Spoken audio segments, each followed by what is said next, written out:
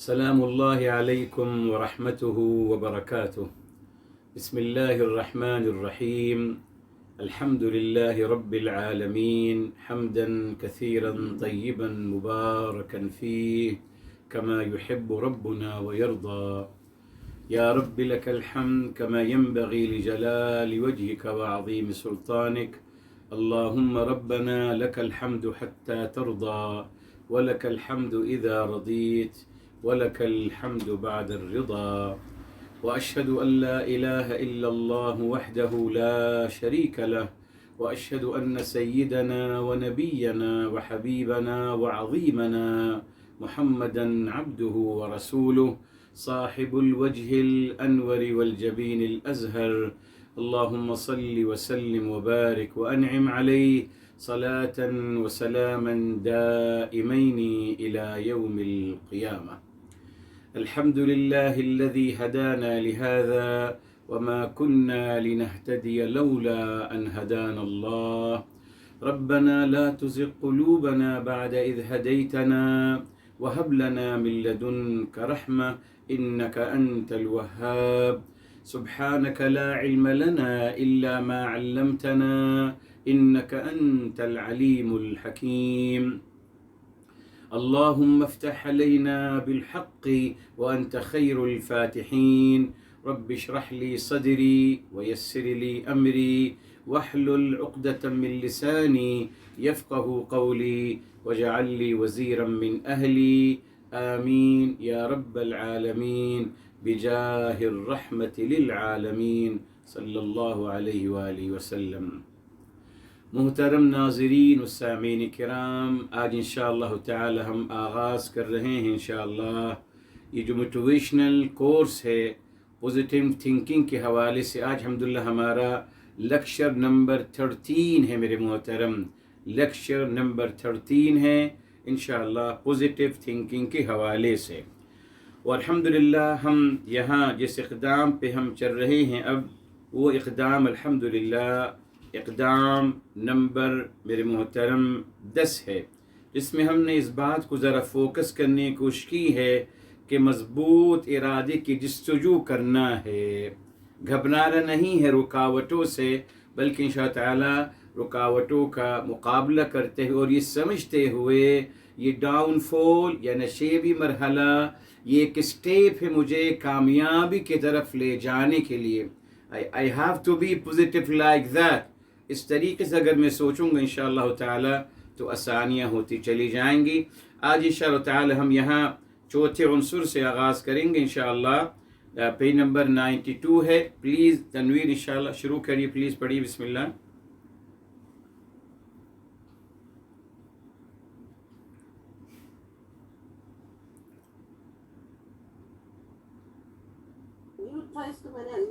بسم اللہ بسم اللہ جی کوئی بات بسم اللہ. چوتھا عنصر مثبت سوچ پیدا کرنے کا عملی طریقہ کار. اپنی کمزوریوں کو تلاش کرنا اور ان کی اصلاح کرتے رہنا. کسی بھی کام میں دو رکاوٹیں درپیش ہوتی ہیں، ایک ذاتی اور دوسری بیرونی. ذاتی سے مراد انسان کا یہ فیصلہ کر لینا کہ میں یہ کام نہیں کر سکتا، یہ بہت مشکل ہے، وسائل بھی کم ہیں. بیرونی رکاوٹوں سے مراد لوگ اور معاشرے کی طرف سے آنے والی رکاوٹیں ہیں. مثال کے طور پر اگر کوئی انسان نیا کاروبار شروع کرتا ہے اور پھر منفی اثرات کے نتیجے میں یہ فیصلہ کر لیتا ہے کہ اس کام کو نہیں روک دیا جائے، اس میں زیادہ فائدہ نہیں ہے اس لیے کہ سبھی لوگ یہ کام کر رہے ہیں. بیرونی رکاوٹ یہ ہو سکتی ہے کہ مارکیٹ کے لوگ اس کے خلاف محاذ بنا لیں اور اس کے کاروبار کو نقصان دینے کی کوشش کریں گے، یہاں تک کہ اس کے مارکیٹ سے بھگا دیں گے. مثبت عملی طریقہ یہ ہے کہ اپنی منفی سوچ کو بدلتے ہوئے رکاوٹوں سے دل برداشتہ ہونے کی بجائے ان کا حل تلاش کرنا ہے اور اپنی صلاحیتوں کو بہترین طریقے سے برائے کار لانے کی انتھک کوشش کرنا ہے. مقابلے سے گھبرانا نہیں ہے، بلکہ اپنے کام پر غور کرتے ہوئے اسی پر توجہ دینی ہے. بگاڑ اور فساد اس وقت برباد چلتا ہے جب میں رکاوٹوں کو بہت زیادہ اہمیت دینا شروع کر دوں اور لوگوں کی سازشوں کے بارے میں یہی سوچتا رہوں. اس لیے اس کا علاج یہی ہے کہ تمام رکاوٹوں کو خواہ وہ ذاتی ہو یا بیرونی قطعاً اہمیت نہیں دینا ہے، اپنے کان بند کر لینے ہیں اور صرف اپنے کام کو بہتر سے بہتر کرنے کی کوشش کرنی ہے۔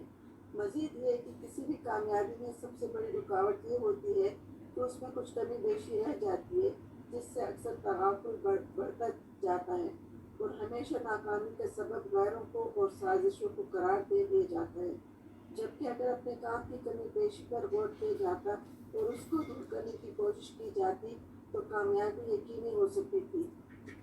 مثال کے طور پر ہمیشہ سے مجھے یہ شکوہ رہا کہ لوگ خیال نہیں کرتے، تو کیا کبھی میں نے اپنی ذات سے یہ سوال کیا کہ کیا میں لوگوں کا خیال کرتا ہوں؟ لوگ فلاں دکان سے خریداری کرتے ہیں، میری دکان سے نہیں کرتے۔ میں نے کبھی سوچا کہ میں جو چیز فروخت کر رہا ہوں اس میں کتنی صداقت اور کتنی ملاوٹ ہے؟ خلاصہ یہ ہوا کہ مثبت سوچ کا عملی طریقہ یہ ہے کہ اپنی کمزوریوں کی اصلاح کرتا رہوں، کیونکہ انہی کی اصلاح کامیابی اور کامیابی کی ضامن ہے۔ جزاک اللہ۔ دیکھیے صاحب، یہ اللہ تعالیٰ نے الحمدللہ قرآن کریم میں بارہا اس بات کا تذکرہ فرمایا ہے۔ جی اللہ تعالیٰ نے پہلے ہی سورۃ النساء میں فرما دیا وَخُلِقَ الْإِنسَانُ ضَعِيفًا، اور انسان کمزور پیدا کیا گیا ہے۔ جی آیت نمبر آپ کو بتا دیتا ہوں تاکہ انشاءاللہ پھر ہم اسی بات کو آگے لے کے چلیں گے انشاءاللہ تعالی۔ یہ دیکھیے سورہ النساء ہے، سورہ النساء میں اللہ رب العزت والجلال نے یہ دیکھیے یہ آیت نمبر ہے میرے محترم 28، جب فرمایا وَخُلِقَ الْإِنسَانُ ضَعِيفًا، اور انسان کمزور پیدا کیا گیا ہے۔ اچھا، اسی لیے میرے محترم اب اس بات کو یقیناً سمجھ لینا چاہیے کہ ہر انسان مجموعہ ہے الحمدللہ۔ جی اس کے اندر یقیناً اللہ نے صلاحیتیں بھی عطا کی ہیں، مگر یقیناً میرے محترم ساتھ ساتھ کچھ کمزوریاں بھی ہیں۔ جی انسان مجموعہ ہے دونوں چیزوں کا میرے محترم۔ غلط کب ہوا معاذ اللہ؟ جب انسان کو سمجھا دیا گیا کہ آپ پرفیکٹ ہیں، آپ عقل کل ہیں، یہ غلط ہوا میرے محترم۔ جی اس کے نتائج بہت برے نکلے میرے محترم، اس لیے کہ پھر یہ جو اپنے آپ کو عقل کل قرار دینے والا اپنی مرضی سے فیصلے کرنا شروع کر دیے، غلط بھی فیصلے کیے تو کہا کہ نہیں عقل کل ہیں، ان کی غلط بات کو بھی مانا جائے، ان کے تمام غلط مشوروں کو بھی ماشاءاللہ یہ بالکل اتنی امپورٹنس دی جانے لگی۔ یہ میرے محترم یہ اسلاف پرستی اور شخصیت پرستی جو ہے اس نے بہت تکلیف پہنچائی ہمیں۔ اسی لیے کہ میں ہمیشہ اس بات کو دہراتا ہوں، پھر دہرا رہا ہوں آپ کے لیے، ہر انسان مجموعہ ہے میرے محترم صلاحیتوں کا اور کمزوریوں کا، ہر انسان۔ جی اب اس کا علاج بتاؤں گا یقیناً میرے محترم، اللہ نے تو یہ پیدا کیا ہے ہمیں، ٹھیک۔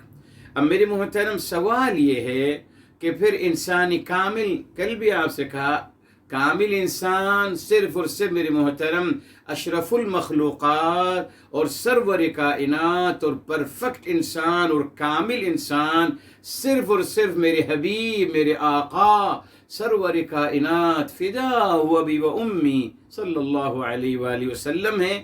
ان کے بعد کوئی نہیں، ان سے پہلے بھی کوئی نہیں، نہ ان کے بعد کوئی نہیں۔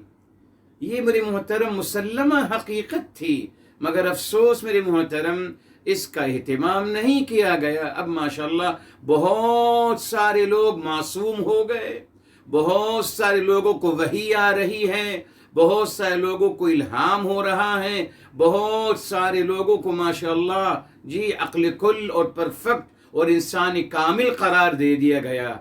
غلط ہوا۔ آپ دیکھ لیجئے آپ کے سامنے ہیں ایسے بہت لوگ جنہوں نے اپنے شیخ اور اپنے استاذ کو اور اپنے پیر صاحب کو انہوں نے پیر کامل کا مرتبہ دے دیا۔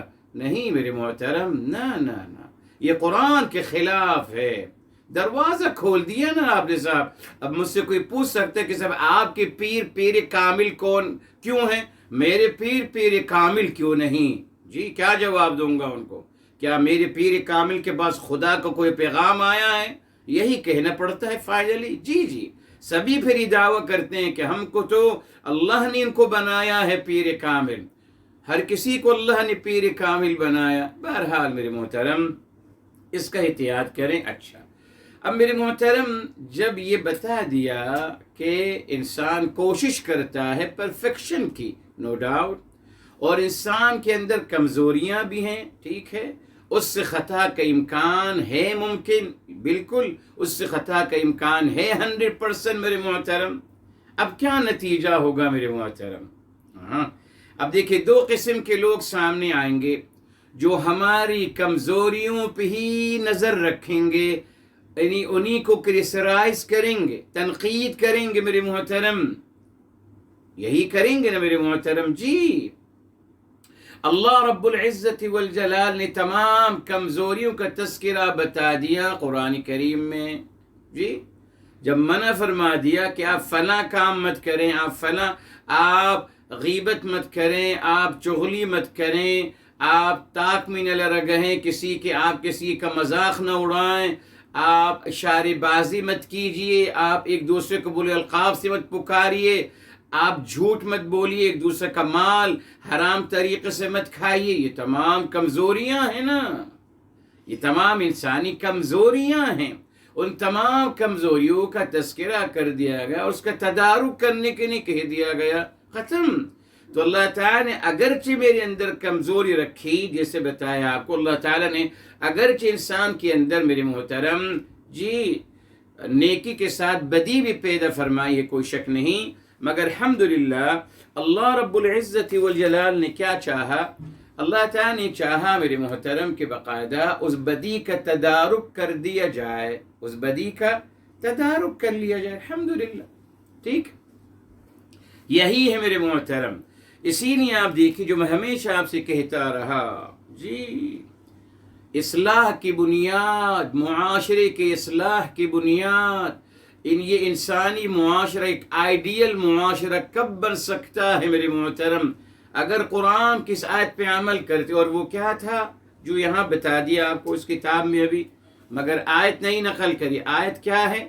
قرآن کریم میں ارشاد ہوا میرے محترم، سورہ المائدہ سورہ نمبر 5 ہے اور آیت نمبر ہے 105، جب فرمایا گیا یا ایھا الذین آمنوا علیکم انفسکم، اے اہل ایمان علیکم انفسکم، ہم اپنی فکر کریں، یعنی اپنی اصلاح کی فکر کریں۔ یہ دیکھیں، اگر یہ قرآن یہ پیغام عام کیا جاتا میرے محترم الحمدللہ، تو دیکھیے کیا ہوتا، ہر انسان اگر ہم میں سے اپنی اصلاح کی فکر کرتا، اپنی کمزوریوں کو تلاش کرتا، اپنی خطاؤں پہ نظر رکھتا، اپنی کمزوریوں کو اور اپنی صلاحیتوں کو بہتر بنانے کی کوشش کرتا، یہ معاشرہ کہاں پہنچتا میرے محترم؟ مگر دیکھیے کس طریقے دشمنان انسانوں نے اور دشمنان اسلام نے ہمیں، لوگوں کو کیا تھیوری دی کہ آپ لوگوں پہ نظر رکھیے صاحب، لوگوں کی اصلاح کی ذمہ داری آپ کی ہے۔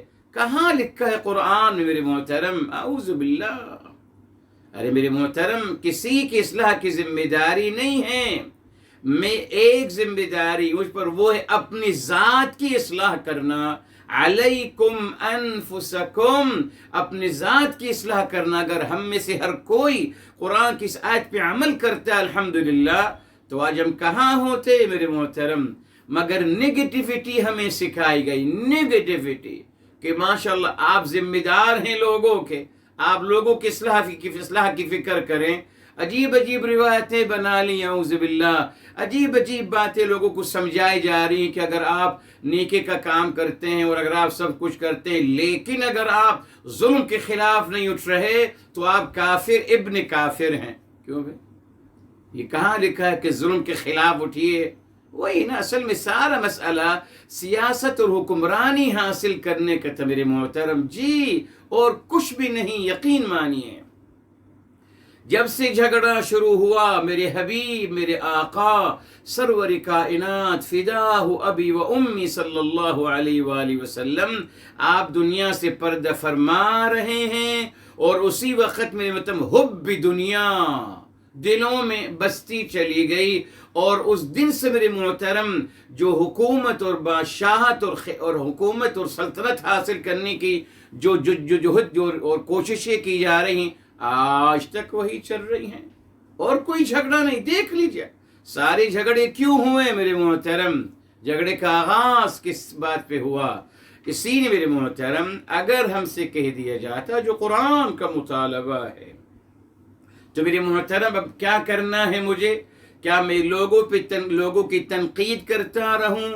جی لوگوں پہ نقطہ چینی کرتا رہوں؟ نہیں میرے محترم، یہ لوگوں سے دور کرے گا نا مجھ سے۔ آپ خود بتائیے، آپ کسی کی برائی کریں گے، آپ کسی کی تنقید کریں گے، آپ کسی کو برا بھلا کہیں گے، وہ آپ سے قریب آئے گا؟ ہرگز نہیں۔ تو دیکھا آپ نے، نفرتیں پیدا کرنے کے لیے ہمیں یہ طریقہ سکھایا گیا جی کہ لوگوں کی برائیاں کریں، لوگوں پہ تنقید کریں، اور یہ غیبت بھی نہیں ہے، دل کھول کے لوگوں کی برائیاں کریں۔ دیکھو جب تک برائیاں نہیں کریں گے لوگوں کو اٹھائیں گے کیسے میرے محترم؟ جی جب تک ظالم کا تذکرہ نہیں کریں گے اور اس کے ظلم کا تذکرہ نہیں کریں گے، آپ عوام الناس کو کیسے اپنے ساتھ جوڑیں گے؟ تو غیبت کرنا اور تہمت لگانا اور جھوٹ بولنا جائز قرار دیا گیا۔ جی میرے محترم، نتیجہ کیا ہوا کہ لوگ متنفر ہو گئے۔ سمپل سی بات ہے، آپ میری برائی کریں گے میں آپ سے بات کرنا چھوڑ دوں گا۔ آپ جب بھی مجھے دیکھیں گے، مجھے تنقید کریں گے میرے اوپر، میں آپ سے ملنا ہی چھوڑ دوں گا، یقیناً میں راستہ ہی بدل دوں گا۔ فطری بات ہے نا میرے محترم، فطری بات ہمیں سکھایا ہی گیا۔ اور پھر جیسے میں ہمیشہ کہتا ہوں، مذاق بنا دیا میرے محترم، اس پہ خوش ہو جاتے ہیں کہ ہم نے طنز مار دیا۔ کیا کر لے گا آپ کا طنز میں؟ آپ جو چاہے طنز کر لیجئے، کیا حقیقتیں بدل جائیں گی اس سے؟ مگر یہ ہمارا المیہ رہا میرے محترم۔ اسی لیے آپ دیکھیں میرے محترم، اللہ تعالیٰ نے یہ کتاب ہدی للناس، تمام انسانیت کے لیے ہدایت نامہ ہے۔ ہم نے کہا کہ نہیں صاحب، یہ دین آیا ہے صرف قریش کی قبیلے کو اپر کرنے کے لیے، یہی ہے نا اسلام، یہی پورے عرب کو بھی نہیں، صرف قریش کے قبیلے کو اپ گریڈ کرنا مقصود ہے دین الہی کا۔ ایسا ہو سکتا ہے؟ آپ سوچیے میرے محترم۔ تو پھر میرے محترم چائنیز اور جرمن اور امریکن اور برٹش اور پرشین اور رشین کہہ سکتے کہ صاحب this religion not for me, یہ میری نہیں تو نہیں ہے صاحب، اس کی تعلیمات تو یہ کہتی ہیں کہ صاحب بس فلاں یہ ہیں بنی قریش اور بنی ہاشم، یہ ان کی نہیں آیا ہے دین الہی۔ کتنا بڑا بہتان لگایا ہم نے اپنے دین پر میرے محترم انجانے میں۔ یہ یاد رکھیں محترم، یہ دین اللہ رب العالمین ہے اور یہ قرآن ہدایت للعالمین ہے۔ یہ دین الہی، یہ ضابطہ تمام انسانیت کے لیے ہیں۔ تو پھر آپ ایسے کوئی ضابطے بنائیے نا میرے محترم جو قرآن میں الحمدللہ ریلی، آپ اگر قرآن کریم کی تعلیمات کو تمام انسانیت کے سامنے الحمدللہ شیئر کریں گے، کامن ہیں الحمدللہ، کامن اخلاقیات، کامن ایتھکس میرے محترم، کامن ایمانیات، ہر انسان آپ سے متفق ہوتا چلا جائے گا الحمدللہ۔ جہاں آپ روایات کو لائیں گے میرے محترم، لوگ آپ سے متنفر ہونا شروع کریں گے۔ جی بس کل انشاءاللہ اللہ نے چاہا جمعے کے لیے انشاءاللہ کل مزید اس کے بارے میں بات کروں گا آپ سے۔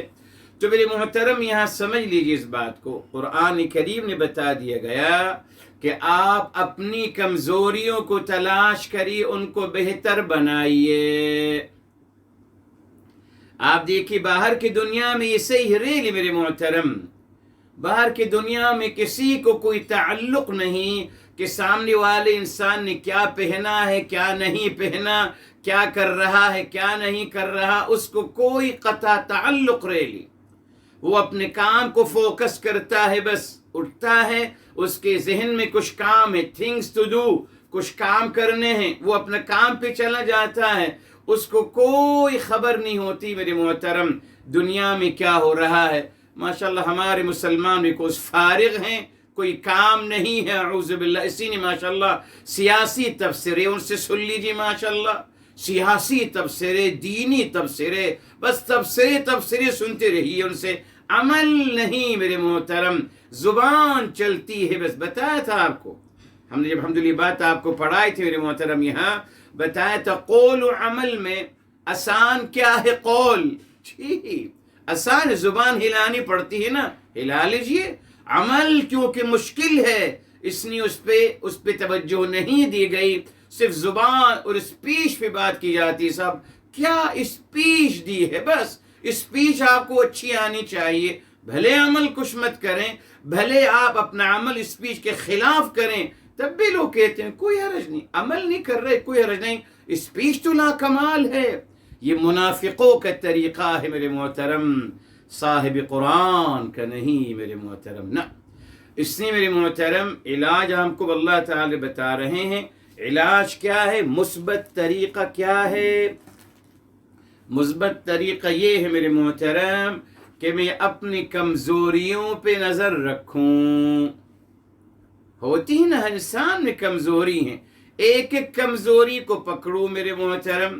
جی سپوز اگر یہ میری کمزوری کہ میں غصہ کرتا ہوں میرے محترم، تو دیکھوں غصہ مجھے کب آتا ہے. ہر وقت تو غصہ نہیں آتا نا میرے محترم، ایسا تو نہیں ہے نا. ایک کمزوری ہے، ایک ویکنس ہے میری کہ مجھے غصہ آتا ہے. ٹھیک، اب میں دیکھوں میرے محترم غصے کی وجہ کیا ہے. جس طریقے وہی اس کو میں نے سمجھنا پڑ، جس طریقے سے میرے محترم الرجی ہوتی ہے نا، الرجی تو ڈاکٹر پوچھتے ہیں کہ آپ کو کس چیز سے الرجی ہے. کچھ لوگوں کو ڈسٹ سے الرجی ہوتی ہے، کچھ لوگوں کو میرے محترم بعض سبزیوں سے الرجی ہوتی ہے، کسی کو کسی چیز سے، کسی کو کسی اور چیز سے. اسی طریقے انزائٹی جو ہے میرے محترم وہ بھی کسی وجوہات کی وجہ سے ہوتی ہے. تو یہ میں دیکھوں کہ جب مجھے غصہ آتا ہے کس بات پہ آتا ہے. مجھے لگا کہ صاحب اس وقت آتا ہے جب کوئی میری مرضی کے خلاف بات کرتا ہے. تبھی آتا ہے نا. جی وہ بات صحیح ہے یا غلط نہ، اس کو چھوڑ دیجیے. میں یہ نہیں سوچتا، میں سوچتا ہوں کہ صاحب یہ میری مرضی کے خلاف ہے. کیا مطلب؟ میں نے جس بات کو صحیح سمجھا یہ صاحب آ کر اس بات کی نفی کر رہے ہیں، اس لیے مجھے غصہ آتا ہے.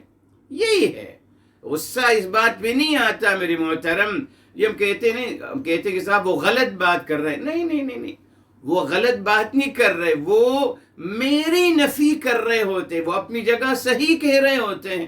جی صاحب ان سے پوچھئے، ان کے زاویے سے وہ بات صحیح ہے، آپ کے زاویے سے وہ بات صحیح ہے. آپ یہاں سے دیکھ رہے ہیں، وہ پیچھے سے دیکھ رہے ہیں، تو یہ نقطہ نظر میں اختلاف تو ہونا ضروری ہوگا میرے محترم. اس کے بغیر دنیا نہیں چل سکتی. تو اس کا علاج کیا ہے؟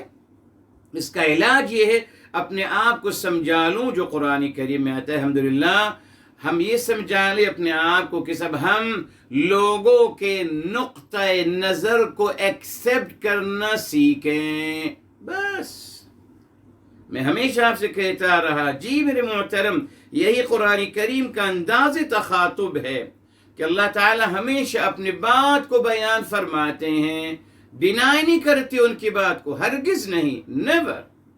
دیکھیے مثال کے طور پر آپ کو ایک مثال دیتا ہوں تاکہ آپ کو یاد رہے. یہ دیکھیں سورہ بقرہ سے ہی لے لیتے ہیں.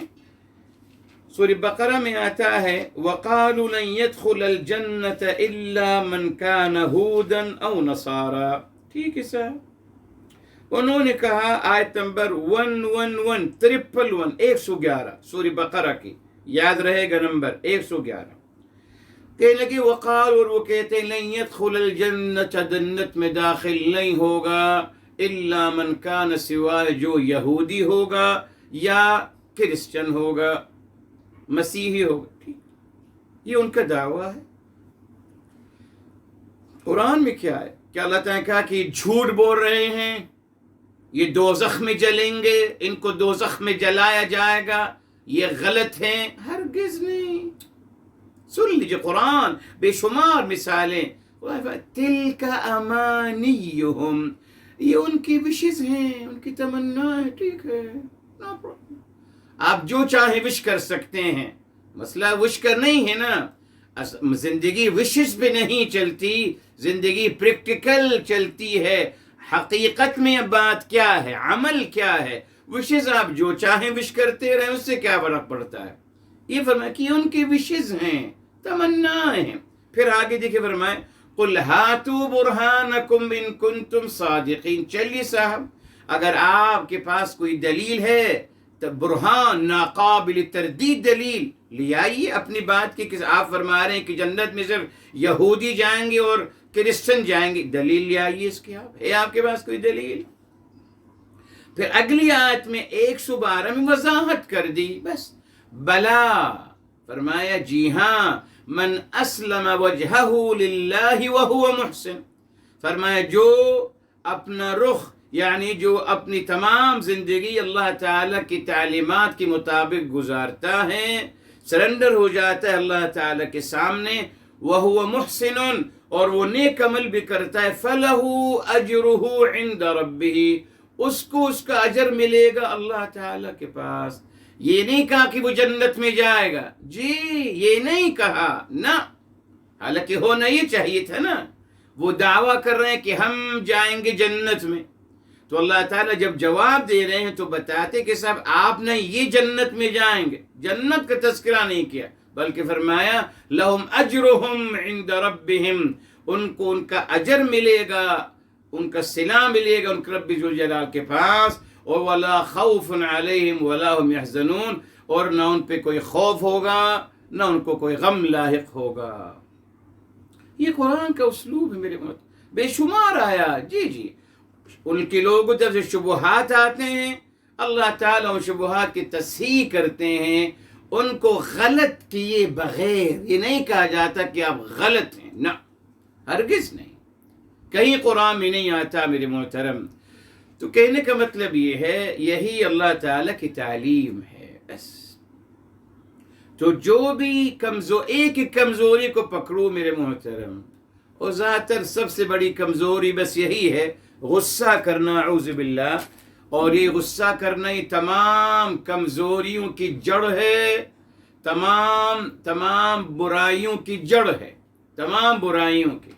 اس لیے جب انسان غصہ کرتا ہے اپنے اعصاب میں نہیں رہتا نا، اپنا توازن کھو بیٹھتا ہے، اس کا تمام نروس سسٹم گڑبڑ ہو جاتا ہے، اعصاب اس کے کمزور پڑ جاتے ہیں، اس کو نہیں پتہ ہوتا کہ اب میں کیا کہہ رہا ہوں اور کیا کر رہا ہوں، جی ہوش و حواس کھو دیتا ہے معاذ اللہ۔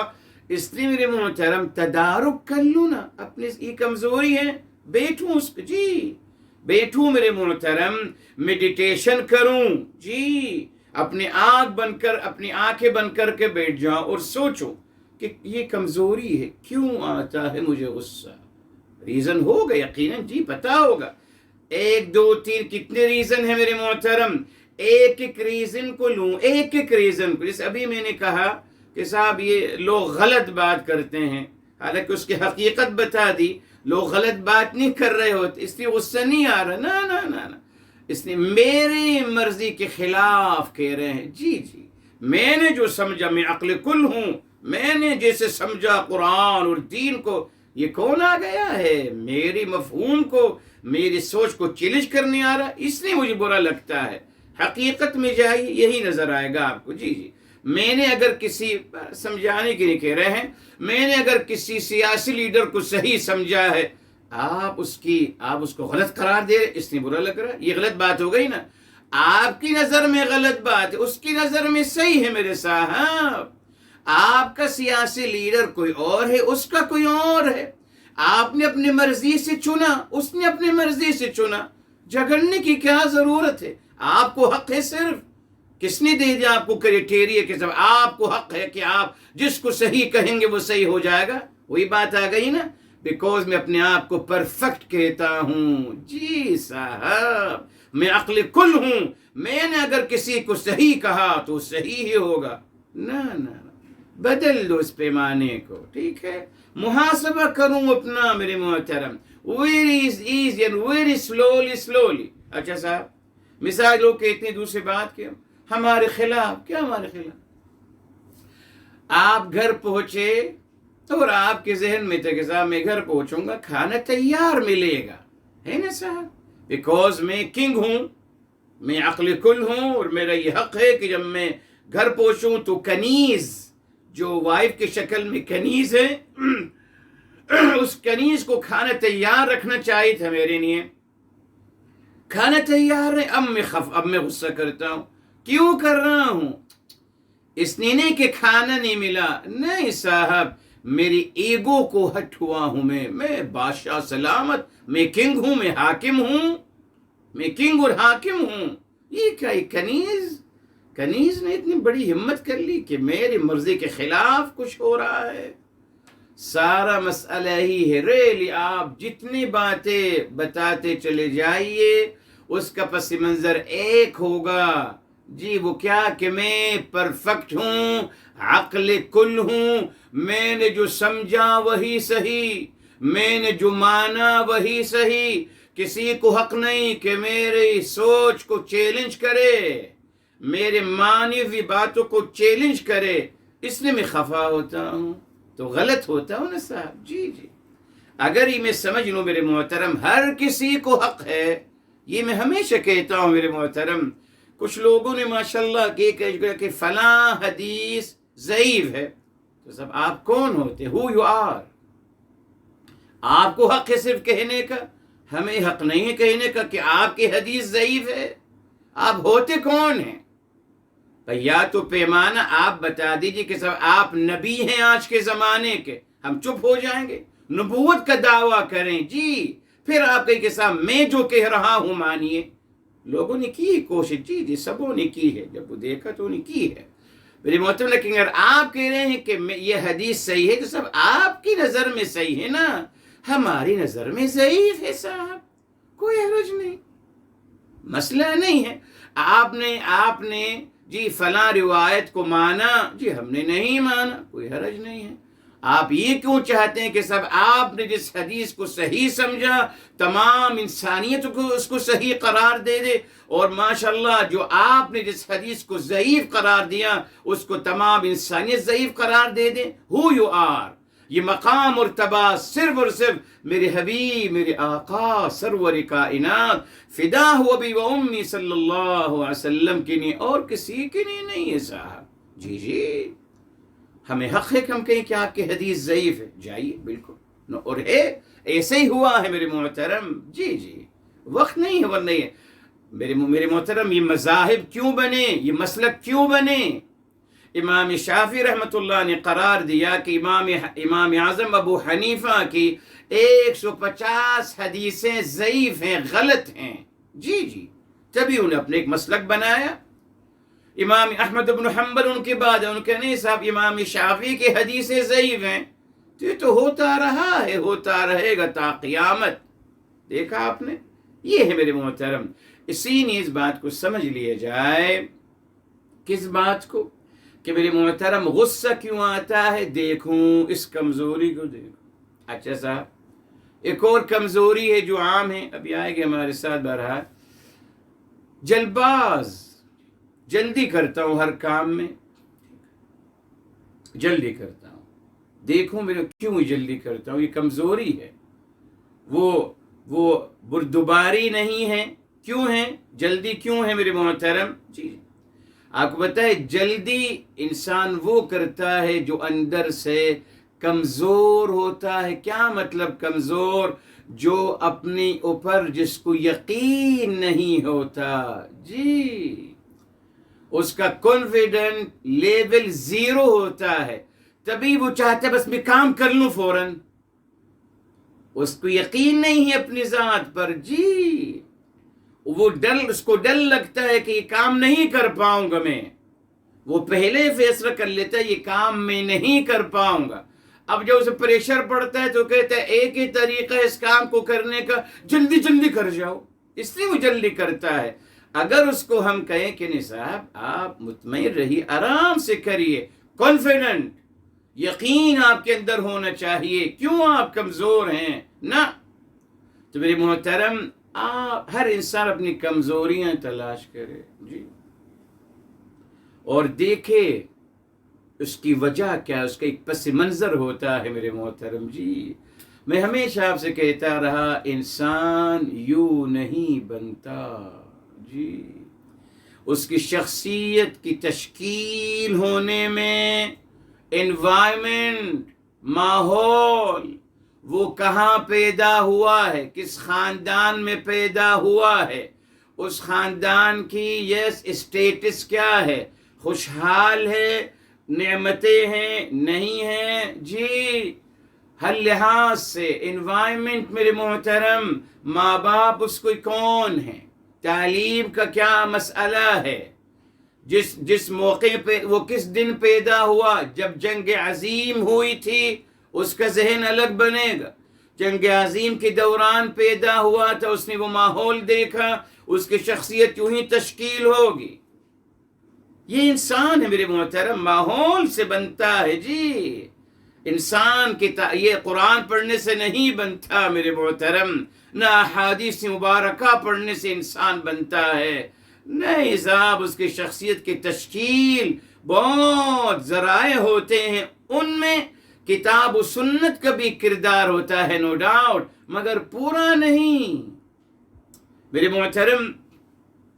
بہرحال آپ نہیں جانتے، ایک بہت بڑے عالم گزرے ہیں جی، ان سے پوچھا گیا، بہت بڑے مفکر تھے، جس طریقے سے محمد جمال الدین افغانی ہیں، شیخ رشید رضا رحمۃ اللہ تعالی علیہ، محمد عبدو ہیں، اسی طریقے سے محمد شہرور صاحب رحمۃ اللہ تعالی علیہ، اور بھی تھے۔ ان سے پوچھا گیا کہ آپ نے یہ جو نئی سوچ آپ کے اندر آئی اسلام کے بارے میں، اور آپ نے جو ایک تجدید کی اسلامی مفاہیم میں، اور جب آپ قرآن کا ترجمہ بھی اور قرآن کی تفسیر بھی الگ طریقے سے کی آپ نے، اس کی وجہ کیا ہے؟ وجہ کیا ہے جی؟ کہنے لگے میں اس وقت جوان ہوا جس وقت اسرائیل نے تمام مسلمانوں کو ہرایا تھا 1967 میں، اگر آپ کو یاد ہو جنگ ہوئی تھی، تمام مسلمان، عرب مسلمان اور اکیلا اسرائیل، اور پھر نتیجہ یہ ہوا کہ اسرائیل غالب آ گیا، کیوں؟ مسلم عرب بادشاہوں نے اسرائیل کا ساتھ دیا تھا میرے محترم، تو تمام ڈس ہارڈ ہو گئے تھے مسلمان، بہت ان کو تکلیف ہوئی تھی، بیکوز دعوے بڑے بڑے کی جا رہے تھے کہ اسرائیل کو ہم نیست و نابود کر دیں گے، اس کو ختم کر دیں گے، ہوا بالکل اپوزٹ۔ تو کہتی میں اس وقت جوان ہوا تھا، میں اس ماحول کو میں نے دیکھا، اس حادثے نے میرے اندر بہت گہرا اثر ڈالا، اس کی وجہ سے میں مجبور ہو گیا سوچنے پر کہ آخر کیا وجہ ہے، یہ دھوکہ کیوں دیا مسلمانوں نے، ہمیں کیوں دھوکہ دیا، مسلمانوں نے یہودیوں کا کیوں ساتھ دیا، آخر کیا وجہ ہے، کیا چیز، کیا محرک تھے اس کے پیچھے؟ پھر وہ بہت کچھ لکھتے ہیں، بہت کچھ بتاتے ہیں میرے محترم۔ تو بتانا مقصود یہ میرے محترم، حالات کو دیکھنا چاہیے، ہر انسان کے اندر کمزوریاں ہوتی ہیں، اپنی کمزوریوں کو تلاش کروں، اور جسے قرآن نے کہا انہی پہ ہی فوکس کروں، بس اپنی کمزوریوں کو، مگر یہ نہیں ہونے دیا۔ دیکھیے بخاری شریف میں آتا ہے، میرے حبیب، میرے آقا سرور کائنات فداہ ابی و امی صلی اللہ علیہ وآلہ وسلم، آپ نے فرمایا ان احدکم لیری القذات فی عین اخیہ، بے شک آپ میں سے ہر ایک کو اپنے سامنے والے بھائی کے آنکھ میں تنکا بھی نظر آ جاتا ہے، تنکا بھی نظر آ جائے گا۔ وہی تنقید، کرٹیسائز کرنا میرے محترم، تنقید کرنا، فرمایا آپ میں سے ہر ایک کو سامنے والے انسان کے آنکھ میں تنکا بھی نظر آ جاتا ہے، مگر وَلَا يَرَى الْخَشَبَةَ الَّتِي فِي عَيْنِهِ، مگر اس کے آنکھ میں جو خود شہتیر گھسا چلا جا رہا ہے وہ اسے نظر نہیں آتا۔ یہی مشکل ہے میرے محترم، تبھی ہم آگے نہیں بڑھ سکے ہم تنقیدی مزاج ہمیں دیا گیا، یہ کہہ کر کہ آپ اصلاح کرنے کے نام پہ تنقید کر سکتے ہیں، اصلاح کرنے کے نام پہ غیبت کر سکتے ہیں، تہمتیں لگا سکتے ہیں، جھوٹ بول سکتے ہیں، اصل میں اصلاح کی نہیں، یہ تمام حربے ہیں میرے محترم، سیاسی غلبہ حاصل کرنے کے لیے۔ یہی ہے، تاریخ اٹھا کے دیکھ لیجئے۔ اب اگر میرے محترم کوئی ریولیوشن کی بات کرتا ہے کسی حکومت کے خلاف، یہی سب کچھ کرے گا نا، حکومت کی تنقید کرے گا، برائی کرے گا، غیبت کرے گا، تہمتیں لگائے گا، جھوٹ بولے گا، کیوں؟ ان کو اکھاڑنے کے لیے اور ان کی جگہ خود کو پیش کرنے کے لیے۔ دیکھا آپ نے دین سے کوئی تعلق نہیں میرے محترم. کیوں؟ پھر دوہرا رہا ہوں معذرت آپ کے لیے، آپ جس کی تنقید کریں گے، آپ جس کی برائی کریں گے، وہ آپ سے دور ہوتا چلا جائے گا. مگر پتہ نہیں ہمیں نون سنس فطرت کے خلاف جانے کے نہیں کہا کہ نہیں صاحب، آپ اپنی گھر والی کو ماریے، وہ آپ سے اور محبت کرے گی. اولاد کو ماریے، اولاد آپ سے اور محبت کرے گی. ارے صاحب کیا نون سنس بات کرتے ہو میرے صاحب، کیا اعوذ باللہ غلط بات کی جاتی ہے. اس لیے میرے محترم اس کا مثبت طریقہ کیا ہوا؟ اپنی کمزوریوں کو تلاش کرنا ایک ایک، اور اس پہ باقاعدہ توجہ دینا، اس کا علاج کرنا. جی سیلف کونسلنگ، اپنے آپ سے پوچھوں دیکھوں مجھے کب غصہ آتا ہے نا. جیسے ہم لوگوں سے پوچھتے ہیں کہ صاحب آپ کو سر کا درد کب شروع ہوتا ہے، تو صاحب وہ مغرب کے بعد شروع ہو جاتا ہے، یہ ہو جاتا ہے، پتہ ہوتا ہے ختم. سوچئے کب مجھے غصہ آتا ہے، لکھیے اس سچویشن کو کوٹ کریے میرے محترم. کتنی سچویشن میں آپ کو غصہ آتا، لکھتے چلے جائیے، اور آپ کو بتا دیا پس منظر میں جب آپ جائیں گے تو ایک ہی بات ہوگی پیشے، وہ کیا کہ میری ذہانت اور میری قابلیت اور میرا پرفیکٹ ہونا چیلنج کیا جاتا ہے، اس لیے میں غصہ کرتا ہوں. جی اور کوئی بات نہیں ہے، ایک ہی وہی وجہ ہے میرے محترم. لیکن اگر یہ سمجھ لوں کہ صاحب لوگوں کو ہر انسان کو سوچنے کا حق ہے. جب اللہ تعالیٰ نے لوگوں کو چوائس دے دی، سورہ الکہف 18 اور آیت نمبر 29، آیت التخیر، آیت آف چوائس دے دیا گیا.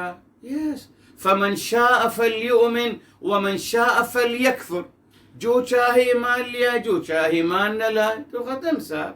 اگر کچھ لوگ نافرمانی کر رہے ہیں، اگر کچھ لوگ غلط کو صحیح کہہ رہے ہیں، ان کی مرضی صاحب، ہمارا کوئی تعلق نہیں ان سے.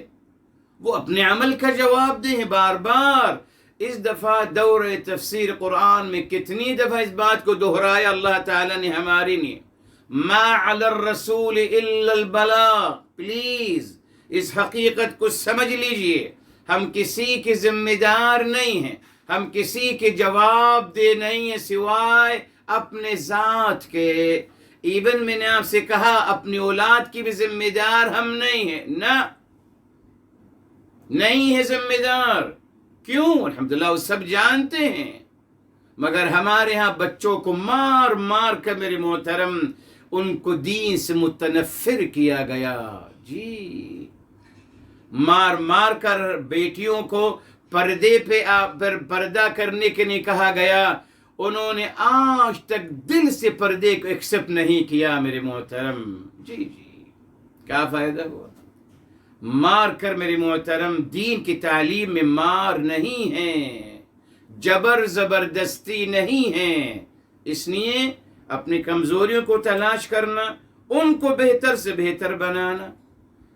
میں نے بتایا تھا آپ کو الحمدللہ دنیا میں ابھی پڑھایا جا رہا ہے، وہ کہتے ہیں صاحب اپنے سکلز کو آپ بہتر کیسے کر سکتے ہیں، how to improve your skills. جی سکھایا جا رہا ہے کہ اپنے صلاحیتوں کو آپ کیسے بڑھا سکتے ہیں، اس پہ محنت کروں نا میرے محترم. جی الحمدللہ میرا حافظہ اچھا ہے، اب میں اپنے حافظے کو بہتر کرنا چاہتا ہوں.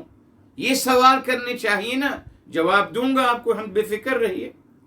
جو بھی آپ کے اندر صلاحیت ہے میرے محترم، آپ اپنے سکلز کو بہتر کیسے بنا سکتے ہیں، وہ تمام قرآن میں موجود ہے الحمدللہ. جی موجود ہے. جی کوئی مشکل نہیں میرے محترم، مگر ہمیں یہ سوال کرنے کا موقع ہی نہیں ملتا. ہمیں تو بس یہ سوال کیا جاتا ہے کہ وہ یہ کر رہا ہے، وہ یہ کر رہا ہے، وہ اس نے یہ کیا، اس نے وہ کیا میرے محترم، مگر میں کیا کر رہا ہوں اس کے بارے میں کبھی نہیں کہا جاتا. بہرحال آگے چلتے ہیں پلیز اقدام نمبر 11 کی طرف. جی تنویر بسم اللہ. نمبر 11، 5 اخلاقیات کو عملاً اختیار کرنا. عناصر نمبر 1، درگزر کرنا. نمبر 2 برائی کا جواب اچھائی سے دینا. نمبر 3 جو قطع تلقی کرے اس سے جڑنے کی کوشش کرنا. نمبر 4 جلد بازی نہ کرنا. نمبر 5 مشورہ کرنا اور ماننا اگرچہ اس کی طرف سے ہو جو ہم سے مقام و مرتبے میں چھوٹا ہو.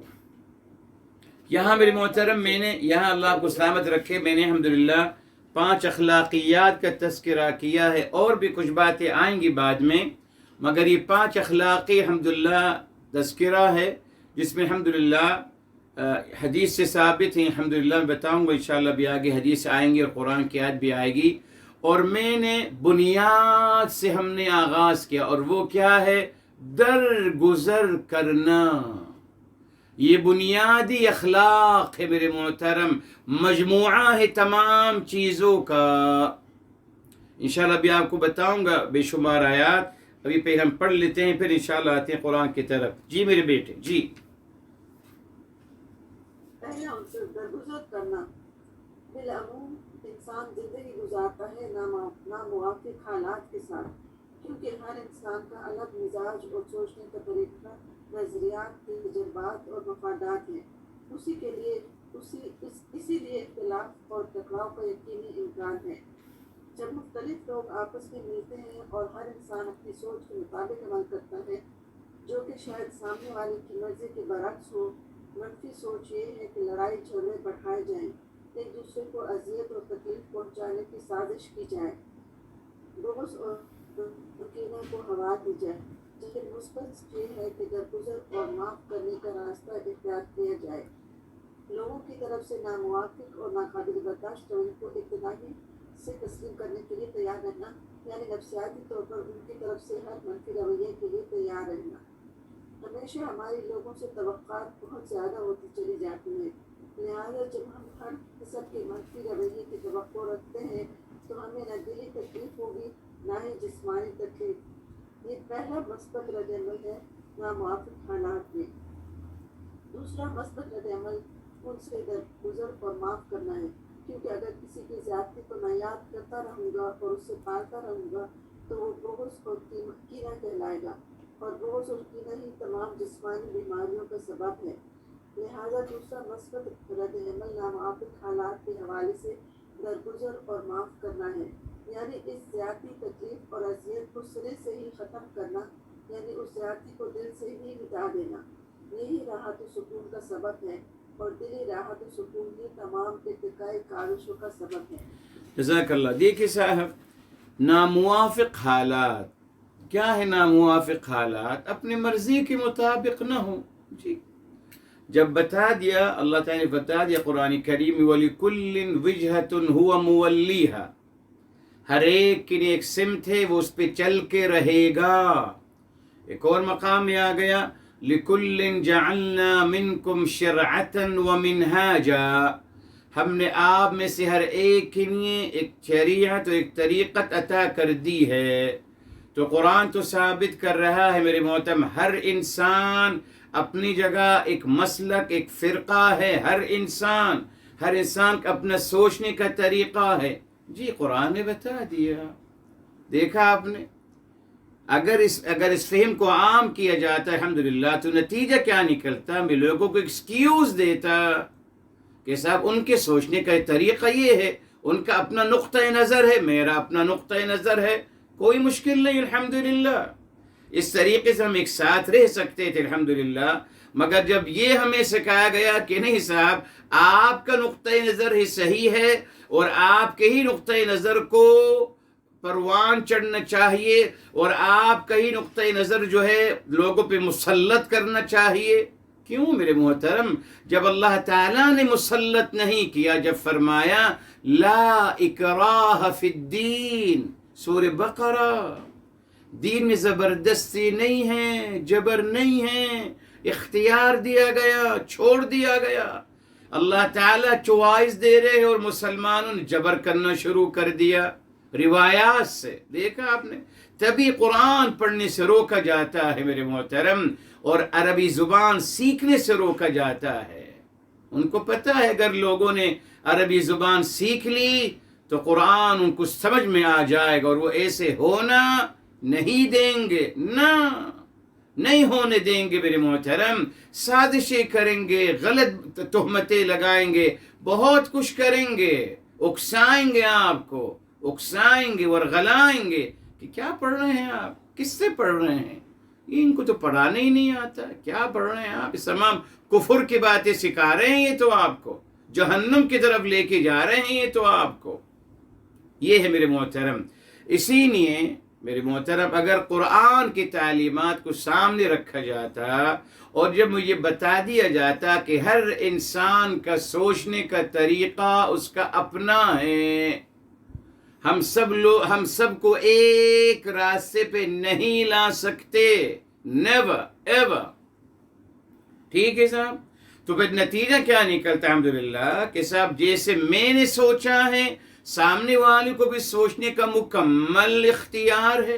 اگر میں نے تدبر قرآن کیا ہے الحمدللہ اور تدبر قرآن کے نتیجے میں اللہ نے کچھ نصیب فرمایا ہے تو صاحب ہر انسان کو مسلمان نہیں، ہر انسان کو تدبر کرنے کا حق ہے، قرآن کو سمجھنے کا حق ہے. جی وہاں بھی منع کیا گیا کہ نہیں صاحب، نہ قرآن تو کہتا ہے یہ ہدی للناس، یہ کتاب ہدایت نامہ ہے تمام انسانیت کے لیے. ہمارے مسلمانوں نے کہا کہ نہیں صاحب یہ ہدایت ہے صرف خاص لوگوں کے لیے، قریشی لوگوں کے لیے، جی بنی ہاشم السید لوگوں کے لیے، صرف ان لوگوں کے لیے. تو ہمارا کیا ہوگا، ہمارا کیا پھر میرے محترم؟ دیکھا آپ نے کتنے غلط طریقے سے محترم ہمارے مفاہیم کو بنایا گیا، نتیجہ ہمارے سامنے ہے. اس لیے میرے محترم پہلا طریقہ کیا ہے، ناموافق حالات، کیا مطلب، مرضی کے خلاف حالات. اس سے میرے محترم اس کا سب سے پہلا مثبت رد عمل کیا ہے کہ نفسیاتی طور پر تیار رہوں. کوئی میرے ساتھ زیادتی کر رہا ہے، تیار رہوں. قرآن نے بتا دیا کہ انسان ظلوم ہے اور کفار ہے. آگے نا قرآن میں انسان بہت بڑا زیادتی کرنے والا اور بہت بڑا احسان فراموش ہے اکارڈنگ قرآن. تیار رہوں، پھر تکلیف نہیں ہوگی، حج نہیں ہوں گا. جی جب قرآن نے بتا دیا. کسی نے میرے محترم جی مال کھا لیا میرا، تیار رہیے. قرآن کریم میں آ گیا صاحب میرے محترم کہ انسان یاکلون ولا تأکلوا اموالکم بینکم بالباطل، لوگ ایک دوسرے کا مال کھاتے ہیں باطل طریقے سے، ناحق طریقے سے. کوئی جلد بازی کر رہا ہے، گاڑی میں چلا رہا ہوں وہ ہورن بجا رہا ہے، جلد بازی کر رہا ہے، رک جاؤں، اس کو جانے دوں اور ایکسکیوز دوں، ناراض بھی نہ ہوں اس سے، مسکرا دو اس کی کہ جاؤ میری جان، جاؤ آپ چلے جاؤ. بیکوز وہ اللہ نے بتا دیا کہ انسان جلد باز ہے. آگے میرے محترم تیار رہوں اس کے لیے. اسی طریقے سے میرے محترم اللہ رب العزت فرمایا وَكَانَ الْإِنسَانُ أَكْثَرَ شَيْءٍ جَدَلًا. سورہ کہف میں انسان بہت آرگیو کرتا ہے، جدل و جدال کرتا ہے، بہت حجت بازی کرتا ہے.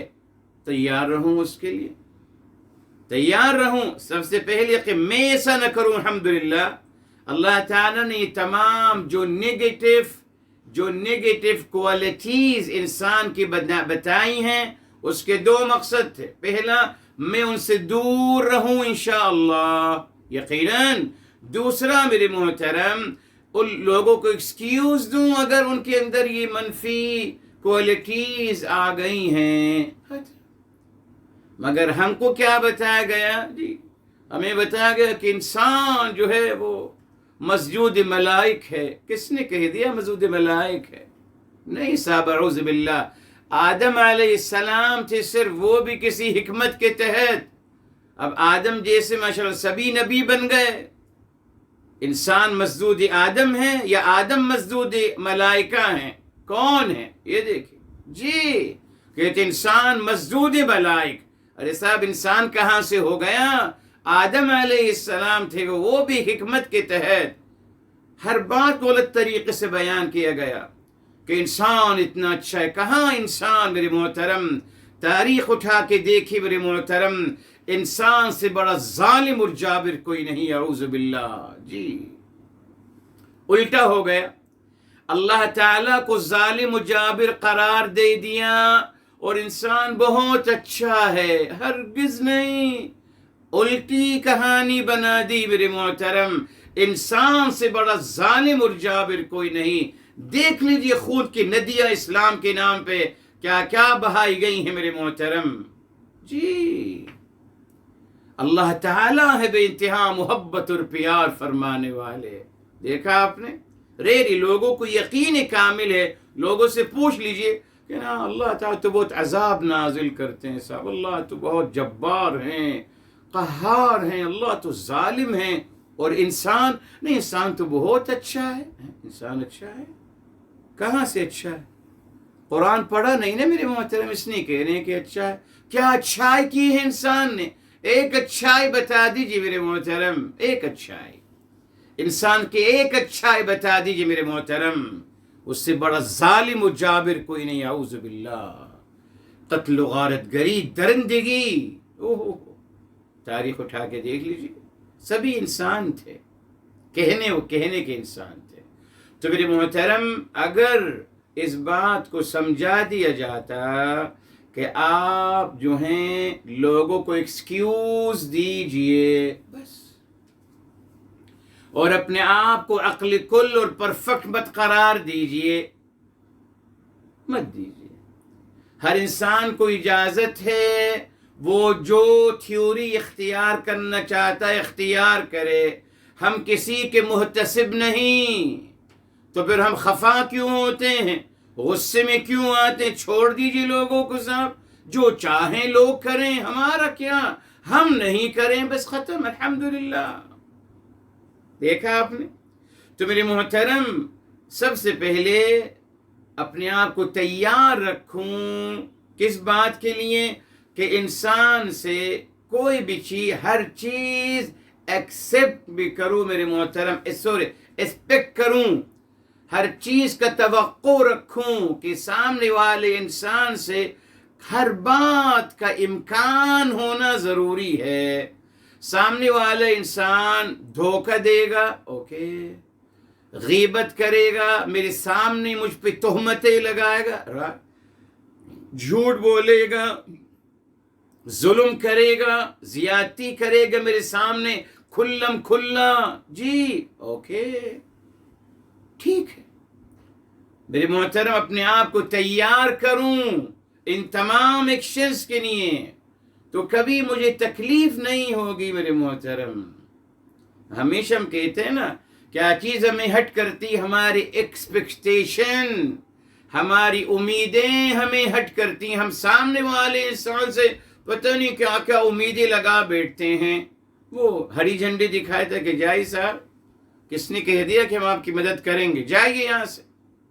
تکلیف ہوتی کہ ہم تو آپ کو یہ سمجھتے تھے، ہم تو آپ کو یہ سمجھتے تھے. میں ہمیشہ کہتا ہوں کاش مسلمان جتنی محبت اپنے اور لوگوں سے کرتے ہیں، کاش اس کی ایک ذرے برابر محبت اللہ تعالیٰ سے کرتے اور میرے حبیب، میرے آقا صلی اللہ علیہ وآلہ وسلم سے کرتے. دیکھ لیجیے آپ، ہر کوئی اپنا محاسبہ کر لے میرے محترم، میں کن کن سے محبت کرتا ہوں. کیا میں ان جیسی محبت اللہ تعالیٰ سے کر رہا ہوں؟ حالانکہ ہونی چاہیے ان سے سب سے زیادہ کروں، مگر بتایا نہیں گیا نا. ہمیں بتایا گیا کہ بس نماز روزہ کر لو، محبت کسی اور سے کرو. بس کوئی آپ کا سیاسی لیڈر ہے اس سے محبت کرو، کوئی آپ کا پسندیدہ ایکٹر ہے، کوئی آپ کا پسندیدہ عالم ہے، جو بھی اس سے کرو محبت. اللہ کے نہیں، اللہ سے ڈرو، بس اللہ سے ڈرو اور نماز روزہ کرتے رہو. بس محبت کا تو تذکرہ ہی نہیں ہے میرے محترم. اسی لیے یہ پہلا عمل کیا ہے؟ اپنے آپ کو نفسیاتی طور پر تیار رکھوں ان تمام رد عمل کے لیے جو لوگوں کی طرف سے آ سکتے ہیں. تو مجھے کوئی چیز تکلیف نہیں دے گی. ختم. اگر آپ نے کسی سے کوئی مدد مانگی مگر آپ نے پہلے ہی سوچ لیا تھا کہ اگر یہ کریں گے تو ٹھیک ہے، اگر نہیں کریں گے تو آئی ڈونٹ کیئر، ختم. تو اگر جب وہ منع کریں گے آپ کو تو آپ الحمدللہ ریئیکشن آپ کا بالکل نارمل ہوگا کہ آئی ایکسپیکٹ دیٹ فرام ہم، مجھے امید تھی ان سے یہ بات، ختم. تو آپ کی تکلیف نہیں ہوگی ریئلی. تو آپ پہلی بات تو کہ ہم لوگوں سے اپنی امیدیں اور اپنی توقعات اور اپنی آرزویں کم کرتے چلے جائیں. ہم خود غلط کرتے ہیں، لوگوں سے امیدیں بڑھاتے چلے جاتے ہیں. کوئی ہماری انگلی پکڑتا ہے، ہم اس کا پورے ہاتھ پکڑ لیتے. صاحب انگلی دی تھی انہیں صرف، آپ تو ماشاءاللہ کہہ رہے ہیں کہ، تو غلطی میری ہوئی نا میرے محترم، غلطی میری ہوئی کہ میں نے اپنے آپ کو پرفیکٹ سمجھا، سب لوگوں کو غلط سمجھا. اسی نے جب کوئی میری بات کے اگینسٹ جاتا ہے مجھے برا لگتا ہے. اس نے تیار رہیں، یہ پہلا مثبت رد عمل تھا. ٹھیک ہے. دوسرا طریقہ کیا ہے جی؟ اللہ اکبر. یہ دیکھیے قرآن کریم میں آیا، شروع کرتے ہیں میرے محترم. بے شمار آیات جہاں اللہ تعالیٰ نے درگزر کرنے کی تعلیم دی ہے. سورہ النور کی طرف آتے ہیں، سورہ 24 سو نمبر ہے میرے محترم. سورہ النور ہے 24، اور یہاں آیت نمبر 22 جب فرمایا وَلْيَعْفُوا وَلْيَصْفَحُوا، چاہیے کہ ان سے درگزر کریں. وَلْيَصْفَحُوا، وہی صفحہ یعنی اس بات کو دل سے ہی بھلا دیں، ڈیلیٹ کر دیں اس بات کو. اچھا، اسی طریقے سے میرے محترم سورہ شورا کی طرف چلتے ہیں. سورہ شورا کی طرف، سورہ شورا میرے محترم سورہ نمبر ہے 42، اور آیت نمبر کیا ہے میرے محترم؟ فرمایا والذین وَإِذَا مَا غَضِبُوهُمْ يَغْفِرُونَ، اور جب ان کو شدید افسوس ہوتا ہے لوگوں کے رویوں سے تو وہ ان کو معاف کر دیتے ہیں. آگے میرے یہ آیت نمبر تھی میرے محترم 37. اب آیت نمبر 40 فرمایا فَمَنْ عَفَا وَأَصْلَحَ، جو درگزر کرتا ہے اور پھر اصلاح کرتا ہے، فَأَجْرُهُ عَلَى اللَّهِ، تو اس کا اجر اللہ تعالیٰ کے ذمے ہیں. بے شمار آیات میرے محترم. اب آئیے سورہ ہجر کی طرف آئیے. میرے حبیب، میرے آقا سرور کائنات فداہ ابی و امی صلی اللہ علیہ وآلہ وسلم، ان کے حوالے سے فرمایا، یہ ہے سورہ نمبر 15 ہے اور آیت نمبر ہے 85. فرمایا فاصفح الصفح الجمیل، فاصفح الصفح الجمیل. بتایا آپ کو میرے محترم، ایک غفرہ ہے، ایک عفا ہے، اور ایک ہے میرے محترم صافحہ. صافحہ، صفحہ یعنی اس کو ڈیلیٹ کر دینا، ڈیلیٹ کر دینا اس برائی کو، اس میرے محترم اذیت کو، اس زیادتی کو آپ ڈیلیٹ کر دیجئے اپنے دل و دماغ سے، ڈیلیٹ کر دیجئے. کیوں؟ اس سے کس کو فائدہ ہوگا؟ اس کو یا آپ کو؟ مجھے فائدہ ہوگا نا صاحب. اگر میں زیادتی کو ڈیلیٹ کر دوں گا سکون آ جائے گا. کیوں؟ اللہ تعالیٰ نے انسان کو عجیب بنایا ہے میرے محترم. انسان جو ہے اللہ نے اس کو نعمت تصور اور نعمت تخیل عطا کیا ہے. جی، یادداشت جس کو ہم کہتے ہیں عطا کی ہے. ابر میرے محترم، یہ انسان کا مزاج ہے. اگر آپ اچھی چیز کو یاد کریں گے وہی فیلنگ آئے گی اس اچھی بات کی. ماشاءاللہ اللہ تعالی ہمیں پھر نصیب فرمائے، بار بار اللہ ہمیں نصیب فرمائے حج و عمرہ کرنا انشاءاللہ. آپ عمرہ اور حج کرنے گئے تھے، یادیں ہیں آپ کی. اب آپ جی کمرے میں بیٹھ کر آنکھ بند کر کر لیٹتے ہو اور آپ چلے جاتے ہو حج کے سفر میں. اب آپ طواف کر رہے ہیں، وہ یادیں آ رہی ہیں. طواف کر رہے ہیں خانہ کعبہ کا، اب آپ سعی کر رہے ہیں، اب حجر اسود کو بوسہ دے رہے ہیں، اب آپ زمزم کا پانی پی رہے ہیں، اب آپ 8 ذی الحجہ کو مینا کی طرف گئے ہیں، عرفات کے مبارک میدان میں گئے ہیں، دعائیں ہو رہی ہیں، اب اگلے دن آپ مزدلفہ گئے ہیں، اگلے دن آپ مینا گئے ہیں، کنکری مارنے جا رہے ہیں، قربانی ہو رہی ہے، اپنے بال آپ نے مڈوائے یا کتروائے، تمام چیزیں یاد آ رہی ہیں، آپ لطف اندوز ہوتے چلے جا رہے ہیں، ریلی اتنا اچھا فیلنگ کریں گے آپ۔ اسی نہیں چلی ایک پریکٹیکل آپ کو ایک بات بتا دوں، جب بھی آپ کبھی افسردہ ہوں تو آپ اچھی باتیں یاد کرنا شروع کر لیجئے گا، اچھی باتیں بہت ہوتی ہیں، کوئی کسی اچھے سفر، حجاز مقدس کا سفر، آپ کی اپنی شادی کی اچھی یادیں، رفیق حیات کی اچھی یادیں، اولاد کی پیدائش کی اچھی یادیں، اولاد کے ساتھ گزرے ہوئے دن کی اچھی باتیں، جو بھی ہو، جب بھی شیطان اٹیک کرے آپ کو سیڈ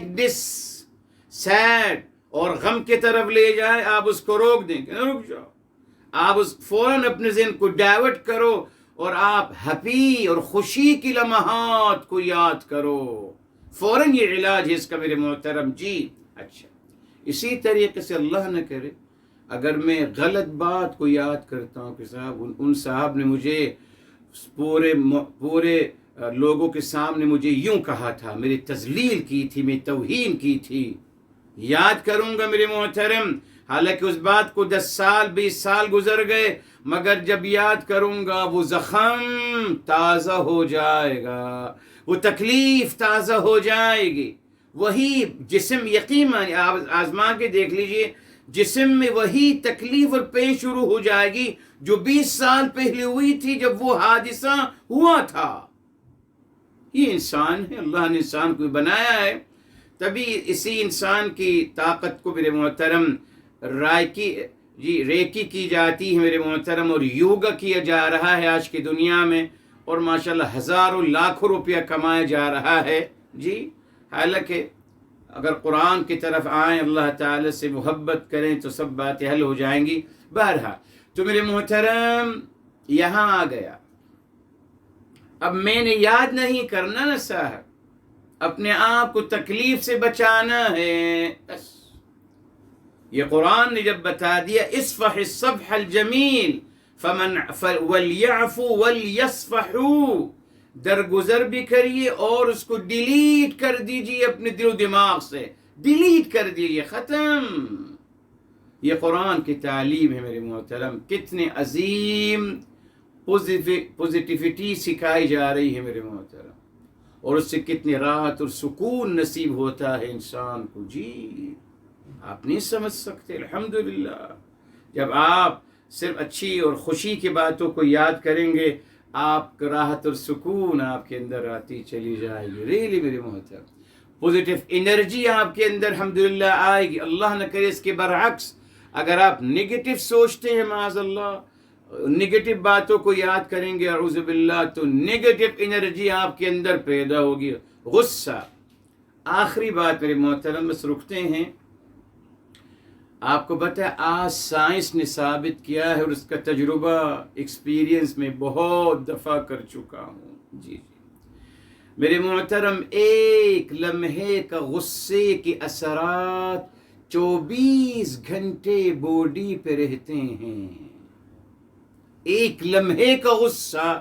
چلیے صاحب اس میں بہت ایگریشن کیا جا رہا ہے، بہت مبالغے سے کام لیا جا رہا ہے، 24 گھنٹے بہت زیادہ ہے، چلیے صاحب 24 گھنٹے چھوڑ دیجئے، 1 گھنٹے پہ آ جائیے، ٹھیک ہے، 23 گھنٹے کو حالانکہ ثابت ہے پریکٹیکلی، مگر چلیے بتاؤں گا آپ کو، بہرحال مگر جب کہتے ہیں 1 گھنٹہ، چلیے اب آپ آئیے 1 گھنٹے تو مان لیں گے، آپ اندازہ لگا لیجیے، ایک لمحے کا غصہ میرے محترم آپ کو 1 گھنٹے تک میرے محترم انسٹیبل رکھتا ہے، یس، نہ آپ پروپر کھا سکیں گے، نہ آپ پروپر بات کر سکیں گے، نہ آپ پروپر خوش ہو سکیں گے، اور آپ اس ایک لمحے کا غصہ اپنے گرد کے لوگوں کے اندر اور ان پر نکالو گے. فرسٹریشن، 1 گھنٹے کی فرسٹریشن اس ایک لمحے کے غصے کی وجہ سے اپنے گرد کے لوگوں پہ نکالو گے اور خود اپنے آپ کو بھی اذیت دو گے. میں نے اس کا ایکسپیرینس کیا ہے بارہا. جی ایک لمحے کی میں اگر غصہ کرتا ہوں، یقین مانی میرے محترم، میرا تو پورا دن تکلیف میں گزرتا ہے. 24 گھنٹے تکلیف میں گزرتے ہیں، کرب میں گزرتے ہیں، کچھ نہیں کر پاتا، ڈسٹرب ہو جاتا ہوں. خلاص نہ کوئی اچھی بات ذہن میں آئے گی، نہ اچھی سوچ بات ذہن میں آئے گی.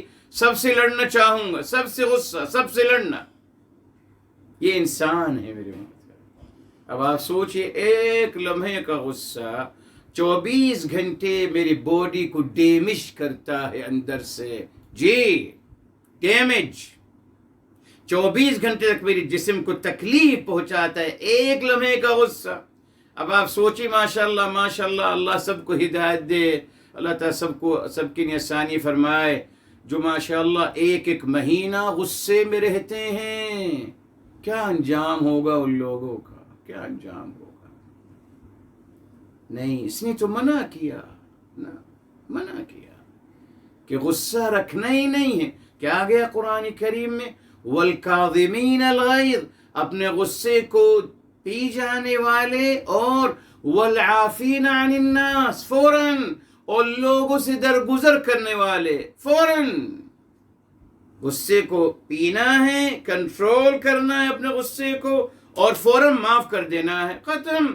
تو وہ اندر جائے گا ہی نہیں، اندر جائے گا ہی نہیں میرے محترم. جب اندر جائے گا ہی نہیں تو میرے اعصاب پہ اثر نہیں کرے گا، میرے خون کی دورانیے پہ اثر نہیں کرے گا. اس لیے میرے محترم ان 2 مبارک اعمال کو یاد رکھنا چاہیے. یہاں رکتے ہیں، آئندہ مکمل کریں گے.